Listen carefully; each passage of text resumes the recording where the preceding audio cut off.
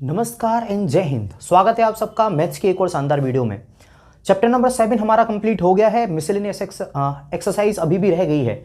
उस एक्सरसाइज को हम जब एक बार पूरी एनसीईआरटी कर चुके होंगे उसके बाद हम सारे चैप्टर्स के miscellaneous one after the second करवाएंगे। ठीक है, अब यहां पर हम चैप्टर नंबर 8 को शुरू करने वाले हैं जिसका नाम है एप्लीकेशंस ऑफ इंटीग्रल्स, यानी इंटीग्रेशन के रियल लाइफ में एप्लीकेशंस क्या है, यूजेस क्या है। तो जो एकमात्र यूज क्लास 12th में जो सिखाया गया है इंटीग्रेशन का, वो क्या है, टू फाइंड द एरिया। अब मैं समझाता हूं पूरा डिटेल में बता के, तब आपको आइडिया लगेगा कि एरिया का मतलब क्या है और मैं क्या कहना चाह रहा हूं। बेटा मान लो कोई भी एक फंक्शन है y बराबर साइन एक्स, ठीक, तुम इसी को ऐसे भी लिख सकते हो एफ एक्स बराबर साइन एक्स।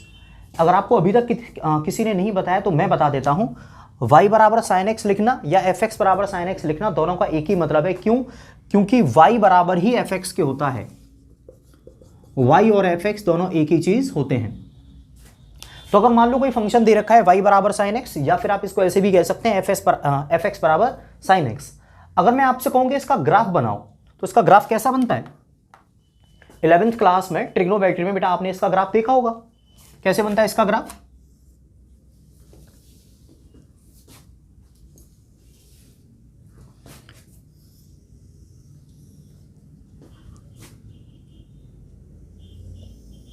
ठीक है, कुछ ऐसा ग्राफ हमारा होता है किसका? y बराबर साइन एक्स का। ठीक है, यानी यहां पर होता है हमारा 0, कितना होता है यहां पे? 0। यहां पर आता है हमारा π/2, यहां पर आता है हमारा पाई, यहां पर आता है 3π/2, इस पे आता है 2π, ऐसे हमारा इधर भी चलता है ये माइनस का π/2, ये होता है माइनस का पाई। ये बेटा ग्राफ है जो 11th क्लास में आपको सिखाया जाता है। अगर मैं आपसे पूछ लूं कि यहां से लेके ये वाला पॉइंट मान लिया मैंने कितना है 30 डिग्री, 30 डिग्री को क्या कहूंगा मैं? π/6। और ये वाला पॉइंट मैंने मान लिया कितना? 2π/3, 2π/3। तो 2π/3 की वैल्यू कितनी हो जाएगी? 120। तो अगर मैंने तुमसे कहा कि यहां से लेके यहां तक इस वाले रीजन का एरिया कितना है, यानी जो y बराबर साइन एक्स है इसका जो ग्राफ बनता है वो ये है जो मैंने ब्लू कलर से बनाया। ठीक है, ये सांप की जैसे चलता जाता है ये वाला ग्राफ।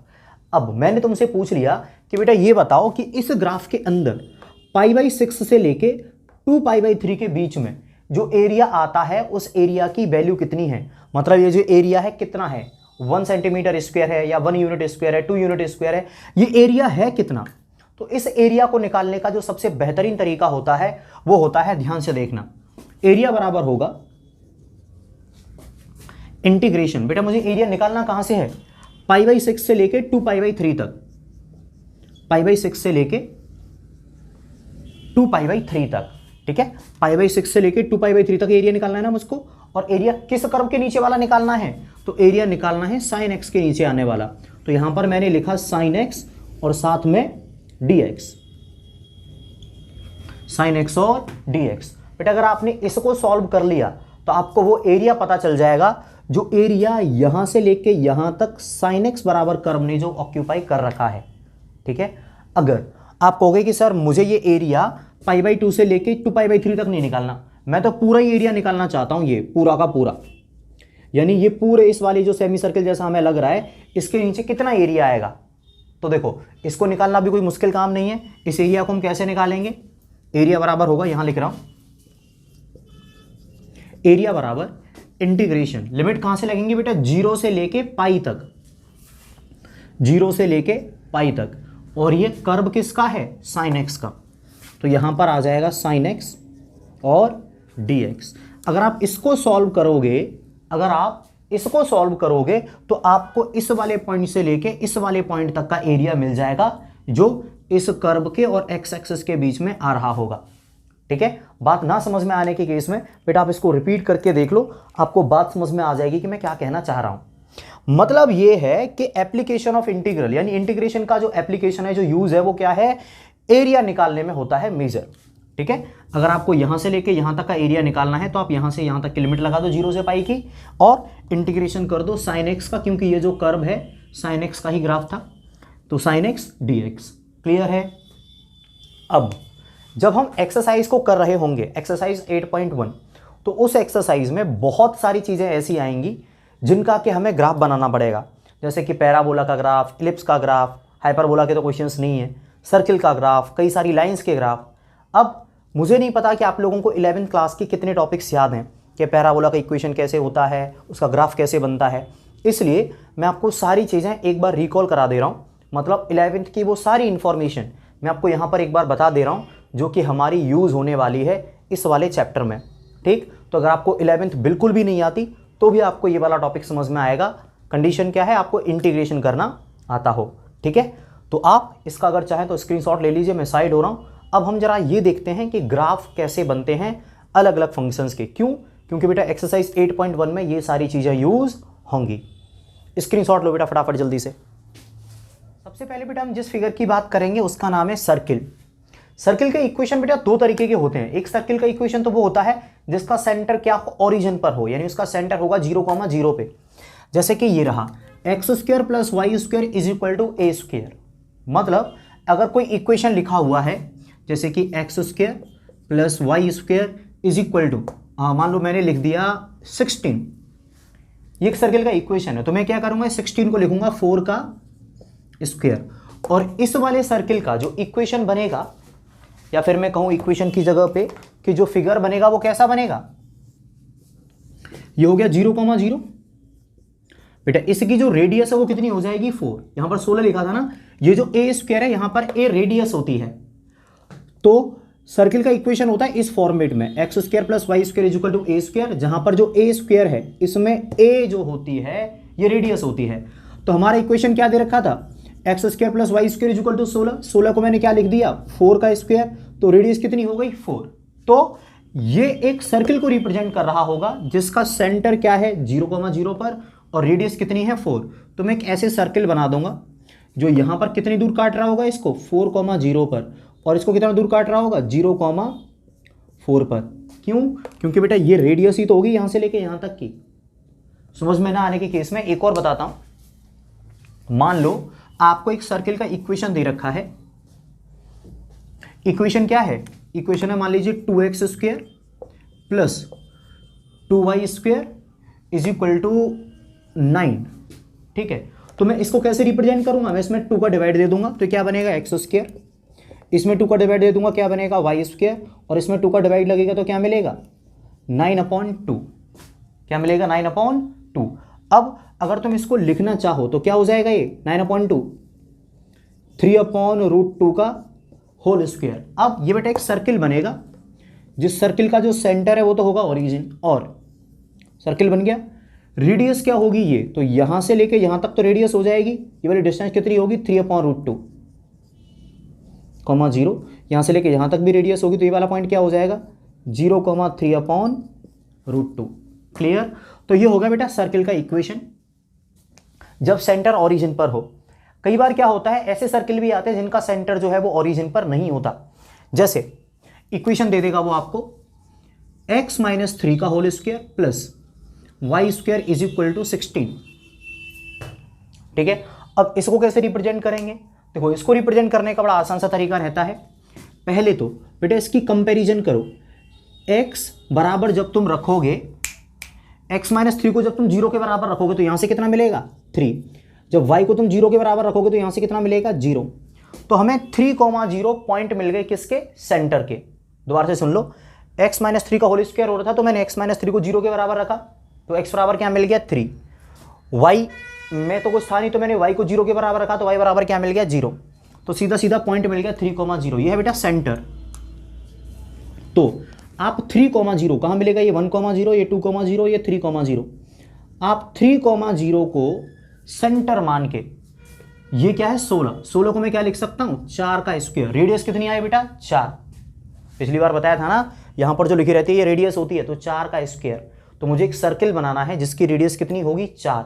तो देखो जब ये 1 2 ये 3 हो गया तो ये जो सर्किल है ये यहां से होके जाएगा ना। बाकी आप समझदार हो, ये वाला सेंटर हो गया। अब ये वाली डिस्टेंस यहां से 4 हो जाएगी ना, तो 3 1 2 3 और 4, ये वाला पॉइंट क्या हो गया 7,0। ये वाला सर्किल कुछ इस तरीके से बनेगा। ठीक है, समझ ना आने के केस में बेटा आप रिपीट करके देखो। ये 11th का टॉपिक है, इसको बहुत डिटेल में नहीं समझा सकता मैं, लेकिन मैंने आपको कुछ कुछ कोशिश करी है कि आपको 11th की चीज़ें याद आ जाएं। तो बेटा सर्किल खत्म हो गया, अब हम चलते हैं पैराबोला पे। आप इसका स्क्रीनशॉट ले लो चाहो तो। सर्किल को हम समझ चुके हैं, पैराबोला को शुरू करते हैं। बेटा पैराबोला मेनली 4 तरीके की इक्वेशन होते हैं इसके। उनमें से एक होता है x square is equal to 4a/, एक होता है x square is equal to minus का 4a/, एक हो गया y square is equal to 4ax और एक हो गया y square is equal to minus 4ax। इन चारों को देखते हैं एक एक करके, ठीक है, और इनके जो कॉम्प्लेक्स इक्वेशंस होते हैं उनको भी समझेंगे कि वो कैसे बनते हैं। चलो बेटा सबसे पहले इससे शुरू करते हैं। Number 1, x square is equal to 4ay। इसका जो ग्राफ बनता है बेटा वो कैसे बनता है? सबसे पहले तो आप ये तो बना ही लो। यहां पर ये वाली साइड में हो रहा है एक्स का स्क्वायर, आप इसको करो इग्नोर। अब ये वाली साइड देखो, ये 4ay। एक बात बताओ, इसमें आपको y कैसा दिखाई दे रहा है? पॉजिटिव। y कैसा दिखाई दे रहा है? पॉजिटिव। तो y की पॉजिटिव डायरेक्शन किधर है? ये इधर ही होता है ना y पॉजिटिव। तो y की पॉजिटिव डायरेक्शन की तरफ एक पैराबोला ऐसे चला जाएगा। समझ में आया? मैं समझाता हूं। मान लो कभी भी कोई इक्वेशन दे रखा है आपको, x square is equal to 10y। मुझे इसका ग्राफ बनाना है किसी भी इक्वेशन में, तो मैं क्या करूंगा? एक्स स्क्वायर, ये तो स्क्वायर हो रहा है, इसको तो भाड़ में जाने दिया। इधर दिखा y प्लस का आ रहा है, ओके। अगर y प्लस का आ रहा है तो मैं ऐसे क्वाड्रेंट बनाऊंगा। अपने x एक्सिस और y एक्सिस बनाया, y प्लस का है तो y की पॉजिटिव डायरेक्शन में हमारा पैराबोला ओपन होगा। तो ये लो, ये y की पॉजिटिव डायरेक्शन में मैंने पैराबोला बना दिया। उम्मीद करता हूं बेटा x square is equal to 4ay वाला जो टाइप है, इसके जैसा ये इक्वेशन था। ये क्वेश्चंस में आएंगे तो आपको कैसे बनाना है, ऐसे। अगर नहीं समझ में आया तो बाकी के जो 3 बता रहा होगा धीरे धीरे करके सब समझ में आ जाएगा, टेंशन मत लो। तो पहले वाला टाइप तो हमारा निपट गया, x square is equal to 4ay। बेटा वीडियो को स्किप मत करना, क्यों? क्योंकि मैं जो अलग टाइप के इक्वेशंस आते हैं ना, जैसे x square is equal to 4y plus का 10, ऐसे इक्वेशंस हैं, इनको भी ड्रॉ करना बताऊंगा, ठीक है। आपको लग रहा हो कि अरे एक ये समझ में आ गया, अब तो सारे बना ही लेंगे, नहीं करना है आपको ऐसा। आपको पता भी नहीं है कि कब कोई इंपॉर्टेंट चीज़ आ जाए किसी वीडियो में और आप उसको मिस कर दो, जिसके लिए मैंने वीडियो बनाई थी वो रह ही जाए। तो आप वीडियो को वॉच करते रहना कंटिन्यूस। पहले वाला बेटा हमारा हो गया। अब दूसरे वाले की बारी है, x square is equal to minus 4ay। X square is equal to minus 4ay। तो देखो बेटा ये कैसे होगा, दूसरा वाला टाइप हो गया, x square is equal to minus 4ay। देखो बेटा ये कैसे बनेगा, एक्स स्क्वायर ये तो स्क्वायर हो रहा है, ये तो गया भाड़ में।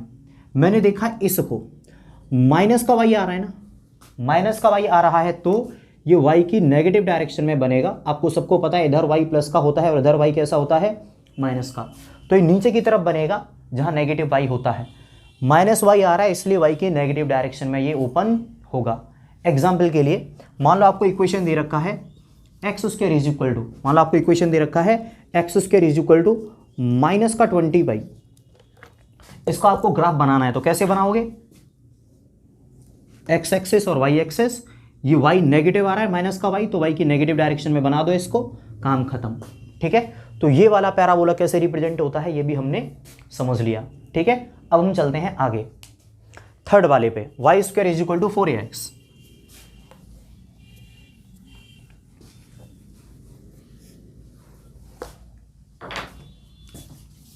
तीसरा,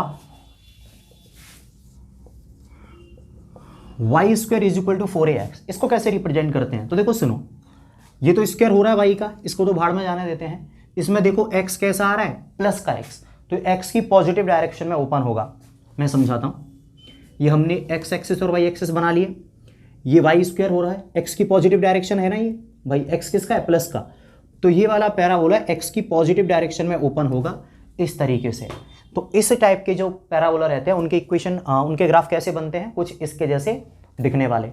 और एक एग्जाम्पल लेके बता देता हूं, जैसे मान लो कोई इक्वेशन है y square is equal to 4y, माफ करना 4x, y square is equal to 4x। तो क्या करूंगा मैं, y का तो स्क्वायर हो रहा है, इसको भाड़ में जाने दूंगा, x कैसा है, प्लस का, तो मैं x की पॉजिटिव डायरेक्शन में बना दूंगा इस वाले पैराबोला को, और ये हो गया हमारा काम खत्म, ठीक है। तो हमने थर्ड वाला भी निपटा दिया। अब फोर्थ वाले का वैसे तो आपने अंदाजा लगा ही लिया होगा, लेकिन फिर भी मेरा काम है आपको बताना, तो मैं बताऊंगा जरूर। और अब बारी है हमारी फोर्थ वाले टाइप की, जो कहता है y square is equal to minus का 4ax। ये कैसे बनेगा? तो देखो, इसका तो स्क्वायर हो रहा है, इसको बाहर में जाने दो। x किसका आ रहा है? माइनस का x। तो बेटा x की नेगेटिव डायरेक्शन में पैराबोला बनेगा, जैसे कि ये वाला। बात समझ गए? इस टाइप के जो फंक्शन इक्वेशंस होंगे उनका ग्राफ कैसे बनेगा? कुछ इस तरीके का पैराबोला। एक एग्जाम्पल भी बता देता हूँ। मान लो कहीं पर दे रखा है y square is equal to minus का 8x। तो आपको करना क्या है? ये हमारा x एक्सिस और ये हमारा y एक्सिस। x है नेगेटिव, इसका स्क्वायर हो रहा है, इसको बाहर में जाने दो। तो ये x की नेगेटिव डायरेक्शन में बनेगा बेटा, इसको टच करके जाता हुआ। और ये हो गया बेटा हमारा फाइनल वाला पार्ट खत्म। ठीक, अब चारों टाइप ये तो बता दिए, लेकिन कई बार क्वेश्चंस में क्या है कि जो फंक्शन है वो इन सब से अलग दिखता है। उसको भी बेटा मैं बता देता हूं कैसे बनते हैं। मान लो कहीं पर भी कोई इक्वेशन दे रखा है, जैसे कि x square is equal to 4y plus 2। X square is equal to क्या दे रखा है? 4y प्लस का 2। बात समझ गए? तो बेटा एक्स स्क्वायर बराबर 4y प्लस 2, इसका ग्राफ हम कैसे डालेंगे? यहां पर अगर आप देखोगे तो एक्स स्क्वायर तो स्क्वायरिकल वैल्यू है, इसका जो ग्राफ है वो किधर बनेगा? y की पॉजिटिव डायरेक्शन में, क्योंकि जो 4y है वो प्लस का है। यानी इसका जो ग्राफ है कहीं ना कहीं वो ऊपर की तरफ बनेगा, कुछ ऐसा बनेगा, लगभग ऐसे। ठीक है, ऊपर की तरफ बनेगा ना। अब सवाल ये अराइज होता है कि क्या ये यहीं से टच करके जाएगा? तो इसका जवाब है नहीं। क्या ये यहीं से टच करके जाएगा? तो इसका जवाब है नहीं। तो फिर आपके मन में आना चाहिए कि सर कहां से कट करके जाएगा ये इसको। तो देखो बेटा एक काम करो, आप x बराबर 0 डाल दो इसमें। x बराबर क्या डाल दो? 0।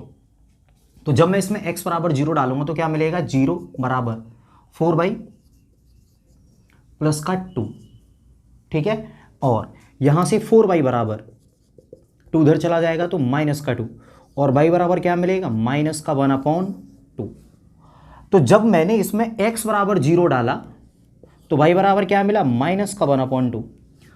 ये वाला जो इक्वेशन है, जो कुछ भी है, इसका जो ग्राफ बनेगा वो ओरिजिन को टच करके नहीं जाएगा, वो 0, माइनस 1/2 को टच करके जाएगा। यानी x की वैल्यू क्या होगी? 0, और y की वैल्यू क्या होगी? माइनस का 1/2। तो देखो बेटा, अगर ये 1 है माइनस का, तो ये y की वैल्यू माइनस 1/2 हो गई, और ना मैं इधर गया ना इधर, तो x की वैल्यू यहां पर क्या हुई? 0। तो इसका जो ग्राफ बनेगा वो कुछ ऐसा बनेगा। ठीक है, कई क्वेश्चंस में बेटा ऐसे इक्वेशंस भी आएंगे, तो आप इस चीज को समझ के जाओ। मैं एक दो इक्वेशन और लेता हूं और डिटेल में समझाता हूं, आप टेंशन मत लो।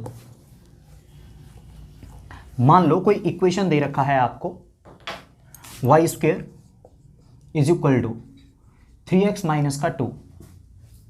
ठीक है, या 3x माइनस 6 कर लो। चलो, अब मैं ये देखना चाहता हूं कि इसका जो ग्राफ है वो कैसे बनेगा। सिंपल सी चीज, सबसे पहले x एक्सिस और y एक्सिस मैंने ड्रॉ कर लिए। y का स्क्वायर हो रहा है, इसको हाइड करो। x कैसा आ रहा है? प्लस का। x कैसा आ रहा है? प्लस का। तो इसका जो इक्वेशन है वो कुछ ऐसा बनेगा, x की पॉजिटिव डायरेक्शन में। x प्लस का है तो x की पॉजिटिव डायरेक्शन में बनेगा ना, हमने पहले बताई है सारी चीज। अब लेकिन बेटा ये 0, को टच करके नहीं जाएगा, तो कहां टच करेगा? उसके लिए बेटा स्क्वायर किसका हो रहा है? y का, तो इसकी जगह पे 0 रख दो। तो जब तुम y बराबर 0 रखोगे तो क्या मिलेगा? 0 का स्क्वायर 0 बराबर 3 × x, 3x माइनस का 6। यहां से बेटा ये -6 इधर आएगा, तो 6 बराबर 3x और x बराबर का 2। मतलब जब x की वैल्यू 2 है तो y की वैल्यू क्या है? 0। 2,0। देखो x की वैल्यू 2 और y की वैल्यू 0 कहाँ होगी? यहाँ पे ये वाला पॉइंट 1,2, ये वाला पॉइंट है जहां पर x की वैल्यू क्या है? 2 और y की वैल्यू क्या है? 0, 2,0। तो इसका जो ग्राफ है वो बनेगा तो इधर ही। क्यों? क्योंकि जो x की वैल्यू है वो पॉजिटिव है, लेकिन जाएगा कहां से? 0,0 से नहीं, अब की बारी 2,0 से होके पास होगा। बेटा ऐसे भी इक्वेशंस आ सकते हैं आपके जब क्वेश्चंस कॉम्प्लेक्स आते हैं थोड़े से, इसलिए मैं सारी चीज़ें भी बता रहा हूँ। ठीक है, अब मैं उम्मीद करता हूँ कि आप इस तरीके की जो भी इक्वेशंस हैं उनके भी ग्राफ बना लोगे। ठीक है, हम चलते हैं बेटा पैराबोला से आगे इलिप्स पर। आप इसका स्क्रीनशॉट ले लो बेटा।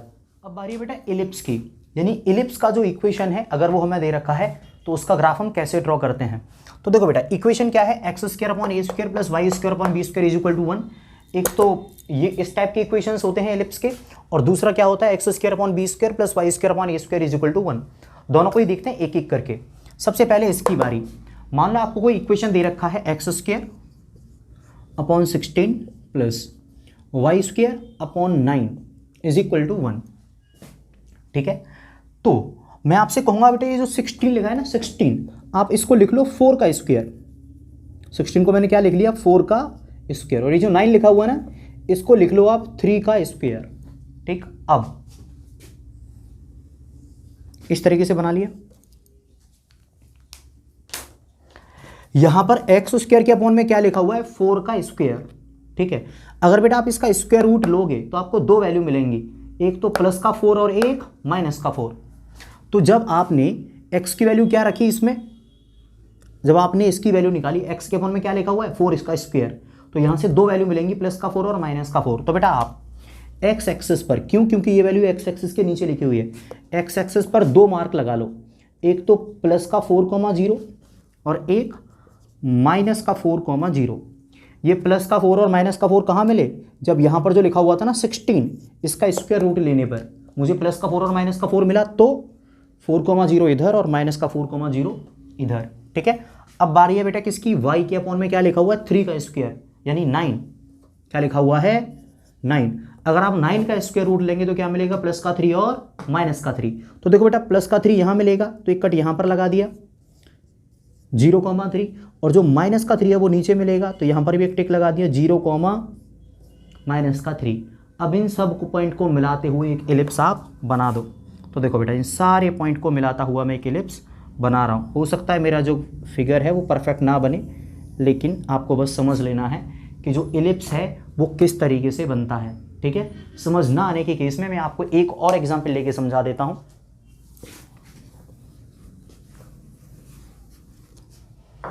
मान लीजिए इक्वेशन दे रखा है x square upon 36 plus y square upon 16 is equal to 1। ठीक है, तो आप करेंगे क्या, वाई एक्सिस और एक्स एक्सिस दोनों खींच लेंगे। ठीक है, इसके बाद एक्स स्क्वायर के अपॉन में 36 आ रहा है, इसका स्क्वायर रूट लो तो प्लस का 6 और माइनस का 6, तो इस पर कट लगा दिया प्लस का 6,0 और इधर भी 6, तो माइनस का 6,0। ये प्लस का 6 और माइनस का 6 कहाँ से मिले, एक्स एक्सिस से, यहाँ से जब इसका स्क्वायर रूट लिया। तो वाई स्क्वायर के अपॉन में 16 आ रहा है, इसका स्क्वायर रूट क्या मिलता है, प्लस का 4 और माइनस का 4, तो ऊपर लगा दिया 4 पे कट 0,4 और नीचे लगा दिया माइनस के 4 पे कट, तो 0, माइनस का 4। ठीक है, अब इन सब पॉइंट को मिलाते हुए मैं एक एलिप्स जैसा बनाने की कोशिश करता हूँ। ठीक है, उम्मीद करता हूँ आपको ये एलिप्स ही दिख रहा होगा। तो बेटा कुछ इस तरीके से, इस तरीके के जो हमारे इक्वेशंस होते हैं एलिप्स के, उनका ग्राफ बनाया जाता है। ठीक है, अब जो दूसरे वाला है उसको देख लो।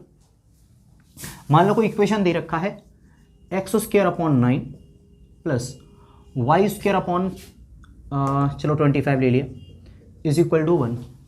इसका ग्राफ कैसे बनेगा, तो देखो बेटा सेम ही रहेगा, ये हमने खींच लिया। एक्स स्क्वायर के अपॉन में क्या आ रहा है, 9, इसका प्लस इसका रूट निकालेंगे तो क्या मिलेगा, प्लस का 3 और माइनस का 3, तो यहाँ पर आ गया प्लस का 3,0 और यहाँ पर मिल गया माइनस का 3,0। वाई स्क्वायर के अपॉन में 25 आ रहा है, इसका स्क्वायर रूट लेंगे तो क्या मिलेगा, प्लस का 5 और माइनस का 5, तो यहाँ मिल गया 0,5 और नीचे क्या मिल जाएगा 0, माइनस का 5। अब बेटा इन सारे पॉइंट को मिलाती हुई जब मैं एक फिगर बनाऊंगा तो वो क्या बनेगा, एक एलिप्स बनेगा। आप कहोगे कि सर ये वाला और ये वाला तो बनाना बिल्कुल सेम है, फिर आपने दो बार अलग अलग क्यों बनाए। बेटा दरअसल ये दो टाइप के होते हैं अलग अलग। ठीक है, ये जो होता है ए जो वैल्यू है बेटा ये हमेशा बड़ी होगी। इस तरीके का जब भी इक्वेशंस का कर्व बनेगा ना, तब एक्स के अपॉन में आने वाली वैल्यू हमेशा बड़ी होगी। जैसे यहाँ पर ये वैल्यू बड़ी है और ये छोटी, लेकिन जब भी इस तरीके का बनेगा एक तरीके से वर्टिकल टाइप का, तो पहली वाली वैल्यू छोटी होगी और दूसरी वाली वैल्यू बड़ी होगी। ये सब क्यों होता है, क्या होता है, ये सारी चीज़ें डिटेल में होती हैं कि इनके फोकस कहाँ होते हैं, ब्ला ब्ला ब्ला। 11वीं क्लास के टॉपिक है बेटा, यहाँ पर मैं नहीं बताने वाला, लेकिन अगर किसी क्वेश्चन में ये आते हैं, अगर वो लेटस रेक्टम वगैरह जैसी चीज़ों की बात करता है, तो उसी क्वेश्चन के साथ मैं सारी चीज़ें डिटेल में समझा दूंगा जितनी भी आपको ज़रूरी होंगी। अभी के लिए आप इतना समझ लो कि इलिप्स के जो इक्वेशंस हैं उनके ग्राफ कैसे बनाए जाते हैं, ठीक है। अब मैं साइड हो रहा हूँ बेटा, आप स्क्रीनशॉट ले लो। बेटा इस वाली वीडियो का एक लास्ट टॉपिक और सीख जाओ, ये भी बहुत काम आने वाला है हमारी आगे आने वाली एक्सरसाइज में, यस पूरे के पूरे चैप्टर में। और वो क्या है कि अगर कोई भी मान लो एक सर्किल किसी लाइन को इंटरसेक्ट कर रहा है, या फिर कोई एक पैराबोला है वो लाइन को इंटरसेक्ट कर रहा है, या कोई एक एलिप्स है वो लाइन को इंटरसेक्ट कर रहा है, या फिर कई बार ऐसा भी हो सकता है कि एक सर्किल किसी पैराबोला को इंटरसेक्ट कर रहा है, ठीक है। तो हमें एक चीज़ कई बार ज़रूरी हो जाती है, और वो क्या है कि पॉइंट ऑफ इंटरसेक्शन। मतलब कि अगर एक पैराबोला को एक लाइन अगर इंटरसेक्ट कर रही है तो वो किन पॉइंट पर इंटरसेक्ट करेगी, इन दोनों पॉइंट के कोऑर्डिनेट कैसे मिलेंगे, ये क्वेश्चंस के लिए बहुत ज़रूरी होंगे। जो हम एक्सरसाइज करेंगे तो आपको पता चलेगा। अब ये समझ लो कि मैं क्या बताना चाह रहा हूँ। उसी तरीके से मान लो कि एक सर्किल है और एक लाइन है, ये लाइन इस सर्किल को 2 पॉइंट पर इंटरसेक्ट करती है, एक यहाँ पर और एक यहाँ पर। मैं इन दोनों पॉइंट के कोऑर्डिनेट कैसे निकालूं, ये भी मेरे लिए एक समस्या है। उसी तरीके से मान लो कि एक लाइन है और ये एक इलिप्स है, इस इलिप्स को ये लाइन काट के चली गई। अब इन दोनों पॉइंट के मैं कोऑर्डिनेट कैसे निकालूं कि कहाँ पर लाइन कट करके चली गई। और मान लो इसी तरीके से एक सर्किल है और एक ये पैराबोला है। अब ये पैराबोला इस सर्किल को कहाँ इंटरसेक्ट करता है, इन दोनों पॉइंट के मैं कोऑर्डिनेट कैसे निकालूं। ये पॉइंट क्वेश्चंस में सबसे ज़्यादा इंपॉर्टेंट होंगे। जब भी हम क्वेश्चंस कर रहे होंगे ना, तो ये पॉइंट जो है सबसे इंपॉर्टेंट पार्ट होंगे। तो इनको हम सीख लेते हैं कि कैसे निकालते हैं, ठीक है। तो देखो बेटा, मान लो कि आपको एक पैराबोला दे रखा है। ये पैराबोला कैसा होगा, x square is equal to 4ay type का, ठीक है। तो मैं क्या लिख लेता हूं यहां पे 10y लिख लिया। ये वाला पैराबोला का इक्वेशन क्या है, x square is equal to 10y, ठीक है। और मान लेते हैं ये वाली जो लाइन है इसका इक्वेशन क्या है, x plus y is equal to 3। बेटा है नहीं, बस मैं ऐसे ही सोच समझने के लिए बता दे रहा हूं कि मान लेते हैं इस वाली लाइन का इक्वेशन क्या है, x plus y is equal to 3। अगर आपको पता करना है कि ये लाइन इस पैराबोला को कहाँ इंटरसेक्ट करती है, तो आपको ज़्यादा कुछ नहीं करना, इस लाइन को और इस पैराबोला को दोनों के इक्वेशंस लेके सॉल्व कर लेने हैं। जो भी x और y की वैल्यू आएंगी वही हमारा आंसर होगा। कैसे, मैं बताता हूँ। यहाँ पर क्या लिखा हुआ है, x square is equal to 10 into y. तो 10 इंटू, मैं y की बेटा वैल्यू रख देता हूँ यहाँ से y की वैल्यू क्या मिलेगी, 3 माइनस का x, 3 माइनस का x। अब एक्स स्क्वायर बराबर क्या मिलेगा, 30, 10 का इंटू होगा ना, 30 माइनस का 10x। बेटे इन सबको इधर ले आता हूँ, तो एक्स स्क्वायर 10x इधर आके प्लस का 10x माइनस का 30 बराबर 0। अब बेटा आप इसके फैक्टर कर लो। फैक्टर करने के बाद जो भी आंसर आएंगे ना x के, मान लो x की वैल्यू आ गई 3 and 5, तो ये वाली जो लाइन है इस वाले कर्व को कहाँ पर इंटरसेक्ट करेगी, एक तो x की वैल्यू 3 होगी और y की वैल्यू एक x की वैल्यू क्या होगी 5। आप कहोगे सर y की वैल्यू तो मिली ही नहीं, तो बेटा ये वाली जो 3 वैल्यू है आप इसमें रख दो। 3 वैल्यू कहाँ रख दो, इसमें। तो क्या मिलेगा, 3 प्लस वाई बराबर 3, तो y बराबर आ गया 0। तो हमें एक पॉइंट मिल गया 3,0। उसी तरीके से 5 रख दो इसमें, तो 5 प्लस वाई बराबर 3, y बराबर माइनस का 2। तो जब x की वैल्यू हमने 5 ली तो y की वैल्यू क्या मिली, माइनस का 2। तो यानी ये 2 पॉइंट मिल गए 3,0 और y माइनस का 2, जहां पर ये वाली लाइन इस वाले कर्व को इंटरसेक्ट करेगी। मतलब मैं ये बताना चाह रहा हूं कि पॉइंट ऑफ इंटरसेक्शन निकालने के लिए आप उन दोनों के इक्वेशंस को सॉल्व करो और वहां से x और y की वैल्यू निकालो। ये सारी चीज़ें जब हम एक्सरसाइज में क्वेश्चंस करा रहे होंगे तो वहां भी आपके समझ में आएंगी, आप टेंशन मत लो। बस यहाँ पर मैं आपको एक बार बता दे रहा हूँ कि आपके दिमाग में ये बातें डली रहें, ताकि आपको वहाँ पर अचानक से ऐसा ना लगे कि ये नया टॉपिक कहाँ से आ गया, अचानक से आपको धप्पा बोल गया। आपको पता रहे कि ये हम कैसे निकाल रहे हैं, इसलिए मैं सारी चीज़ें यहीं पर क्लियर कर दे रहा हूँ। उसी तरीके से बेटा मान लो यहाँ पर एक लाइन का इक्वेशन दे रखा है कुछ भी, 2x plus y is equal to 7, और ये मान लो सर्किल का इक्वेशन दे रखा है x square plus y square is equal to मान लीजिए 5। तो आपको करना क्या है, यहाँ से y की वैल्यू निकाल के इसमें रख देनी है और सॉल्व कर लेना है, ठीक है। आप चाहें तो x की वैल्यू भी रख सकते हैं।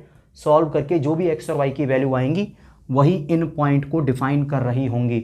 मतलब कहने का ये है कि कोई भी दो कर्व आपस में कहाँ इंटरसेक्ट करेंगे, वो पॉइंट निकालने के लिए आप उन दोनों के इक्वेशंस को सॉल्व कर लो, आपका आंसर आ जाएगा, ठीक है।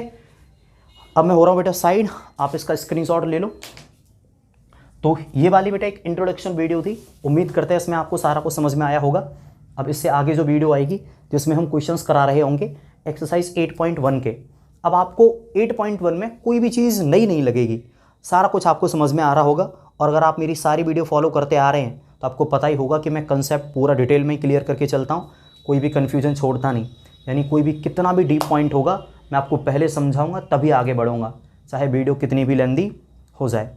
तो आज की इस वीडियो के लिए सिर्फ इतना ही, मिलते हैं आपसे अगली वीडियो में जिसमें कि हम एक्सरसाइज 8.1 के क्वेश्चंस कर रहे होंगे।